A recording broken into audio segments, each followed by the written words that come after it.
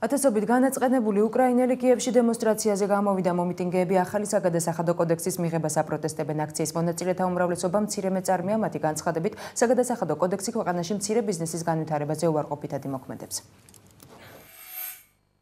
უკრაინის პარლამენტმა ახალი საგადასახადო კოდექსის განხილვა დაიწყო, რომელსაც რადაში მწვავე დებატები მოჰყვა. ამ დოკუმენტს ოპოზიცია და მოსახლეობა აკრიტიკებს. რამდენიმე ათასი უკრაინელი დღეს კიევში საპროტესტო აქციის ჩასატარებლად შეიკრიბა. მომიტინგეები, რომელთა უმრავლესობაც მცირე მეწარმეა, აცხადებენ, რომ ახალი საგადასახადო ცვლილება მცირე ბიზნესს დააზარალებს. მთავრობის პოლიტიკის გამო ჩვენი ბიზნესი ჩაიძირება. ახალი საგადასახადო კოდექსი მეწარმეების წინააღმდეგაა მიმართული. ვიქტორ იანუკოვიჩის მთავრობაში კი აცხადებენ, რომ ახალი კოდექსი გადასახადების ბიუროკრატიულ სისტემას გაამარტივებს და საბიუჯეტო შემოსავლის გაზრდას შეუწყობს ხელს. კოდექსის მიხედვით სამჯერ გაიზრდება ერთიანი გადასახადი, მოიმატებს ასევე საპენსიო ფონდში გადასარიცხი თანხის რაოდენობა. მცირე ბიზნესზე კი გარკვეული სახით შეზღუდვა დაწესდება. უკრაინის ოპოზიციამ მთავრობისთვის გასაგზავნის სპეციალური წერილი უკვე მოამზადა, სადაც კოდექსში შესწორების შეტანას და ცვლილებათა ტექსტზე მუშაობისას მეწარმეების ჩართვას მოითხოვს.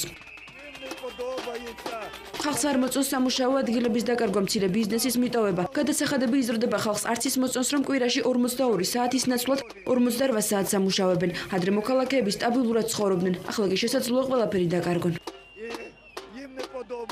საპირისპირო ამტკიცებს ვიქტორ იანუკოვიჩის მთავრობა. უკრაინის პრემიერ-მინისტრის განცხადებით, მეწარმეებს საპროტესტო დემონსტრაციის ჩატარების მიზეზი არ აქვთ, რადგან ახალი საგადასახადო კოდექსი მათ ბიზნეს საქმიანობას გაუადვილებს.